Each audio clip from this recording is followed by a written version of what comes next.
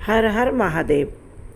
भविष्य पुराण में बताया गया है कि श्रावण शुक्ल पक्ष तृतीया के व्रत और पूजन से सुहागिन स्त्रियों का सौभाग्य बढ़ता है और कुंवारी कन्याओं के विवाह का योग प्रबल होकर उनके विवाह की सभी बाधाएं दूर होती हैं और उनके मन के अनुसार सुंदर सुघड़ और अच्छा घर और वर प्राप्त होता है। आइए जानते हैं हरियाली तीज की व्रत कथा के बारे में, क्योंकि इस कथा को बिना हरियाली तीज का व्रत जो है ना वह है उसका पूरा आपको फल नहीं मिलेगा। हरियाली तीज व्रत की कथा उन्हें भी सुनना चाहिए जो व्रत नहीं करते हैं, क्योंकि इससे घर में सुख सौभाग्य बढ़ता है, सभी के जीवन में अच्छा समय शुरू हो जाता है। क्योंकि माता पार्वती और भोलेनाथ को प्रसन्न करने का बड़ा शुभ अवसर होता है हरियाली तीज का दिन। और इस बार तो हरियाली तीज बुधवार की पड़ रही है, इससे श्री गणेश की भी कृपा भक्तों को प्राप्त होगी। हिंदू धर्म में अपने यहाँ सावन का महीना और इसमें पड़ने वाले त्योहारों का बड़ा महत्व है। सावन में इस बार 7 अगस्त बुधवार को हरियाली तीज का व्रत पड़ रहा है। सुहागिन महिलाएं अपने पति की लंबी आयु की कामना करते हुए व्रत करती हैं। इस दिन विवाहित महिलाएं इकट्ठा होकर माता पार्वती भगवान शिव की विधिवत पूजा अर्चना करती हैं। इससे एक दिन पहले सुहागिन महिलाएं अपने हाथों को मेहंदी से रच लेती हैं। उसके बाद तीज के दिन सुबह सुबह स्नान करके अपने सभी कार्यों से निवृत्त होकर हरे रंग की साड़ियाँ पहनती, हरे रंग की चूड़ियाँ पहनती हैं और बड़ा अच्छा उनका श्रृंगार दिखता है जब सब एक साथ मिलकर पूजा करती हैं। और इस अवसर पर माता पार्वती को याद करते हुए महिलाएं झूला भी झूलती हैं और कई जगह इसी दिन मेहंदी भी लगाई जाती है। आइए जानते हैं हरियाली तीज की व्रत की कथा, क्योंकि इसके बिना तो अधूरा है हरियाली तीज का त्यौहार। आगे बढ़ने से पहले माता पार्वती भोलेनाथ के सभी भक्त चैनल जरूर सब्सक्राइब करें, वीडियो को लाइक और शेयर करें तथा हमारे चैनल के अन्य वीडियो भी देखें। पौराणिक मान्यताओं के अनुसार हरियाली तीज की व्रत कथा स्वयं शिव जी ने माता पार्वती को उनका पिछला जन्म याद दिलाने के लिए सुनाई थी। भगवान शिव ने माता पार्वती से कहा था कि हे पार्वती, कई वर्षों पहले तुमने मुझे पाने के लिए हिमालय पर्वत पर घोर तप किया था। कठिन हालातों के बावजूद भी तुमने अपने व्रत से मुख नहीं मोड़ा, तुम अपने व्रत से नहीं डिगी और तुमने कई सहस्रों वर्षों तक कुछ हल्का भोजन किया, कंद मूल फल खाए, उसके बाद सूखे पत्ते खाए और अपना व्रत जारी रखा। फिर उसके बाद पत्ते भी खाने छोड़ दिए सूखे बेल वृक्ष के, जिससे तुम्हारा नाम अपर्णा हुआ। और उसके बाद तुमने जल के आधार पर व्रत किया और फिर जल भी छोड़ दिया। जब इतना भयंकर तुमने तप किया तब मैं समाधि में मगन था, तभी मेरे इष्ट देव प्रभु श्री राम ने दर्शन दिए और बताया कि पार्वती घोर तपस्या कर रही हैं। सती ने पार्वती के रूप में राजा हिमाचल के यहाँ जन्म लिया है, वो तुम्हें प्राप्त करने के लिए घोर तप कर रही हैं। इसलिए अब तुम अपनी समाधि खोलकर और पार्वती के साथ विवाह करने के लिए तैयार हो जाओ। पहले तो मैंने काफ़ी नानुकुर किया, लेकिन भगवान श्री हरि ने कहा कि ये मेरी आज्ञा है। सती का इतना बड़ा अपराध नहीं था जितना बड़ा तुमने उन्हें दंड दे दिया, इसलिए सती ने अपना शरीर त्याग दिया था।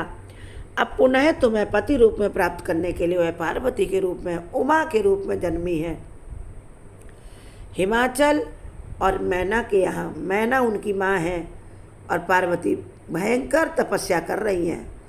अब उन्होंने जल भी पीना बंद कर दिया है, खुद की सांसों को भी, वायु को भी पीना बंद कर दिया। भूचाल आने वाला है पृथ्वी पर और भूचाल आने से पहले जगत जननी माता पार्वती को कहा तुम पाणी ग्रहण करने के लिए तैयार हो जाओ, क्योंकि उमा पार्वती इतना भयंकर तप कर रही जो आसान काम नहीं है। तो फिर भगवान की आज्ञा मानकर मैंने ऐसा ही किया। मैंने तुम्हारे पास सप्त ऋषियों को भेजा तुम्हारी परीक्षा लेने के लिए कि क्या वास्तव में तुम्हारे मन में मेरे लिए इतना प्यार है। उन्होंने तुम्हें डिगाना चाहा। सप्तऋषियों ने कहा कि तुम विष्णु से विवाह करो, विष्णु बहुत सुंदर हैं, वैकुंठ लोक के मालिक हैं, बहुत कुछ बातें तुम्हें बताई, लेकिन तुम अपने उससे नहीं डिगी जो तुमने एक प्रण कर लिया था कि शादी करेंगे, विवाह करेंगे तो भोलेनाथ से, नहीं तो कुंवारी रहूँगी।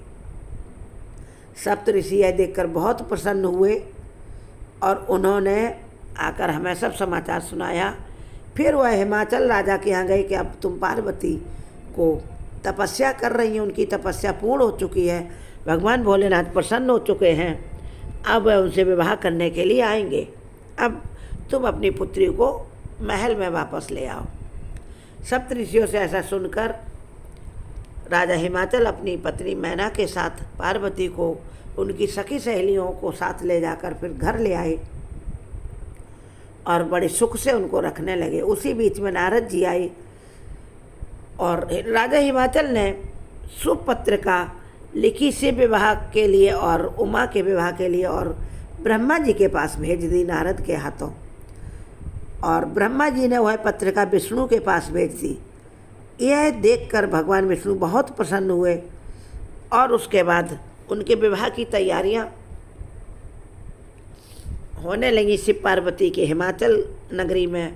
और मैं भी चला अपनी सुंदर बारात भूत प्रेतों की लेकर, और सभी देवता विष्णु, ब्रह्मा और इंद्र सब अपने अपने अनुचरों को लेकर बारात में मेरी में चले।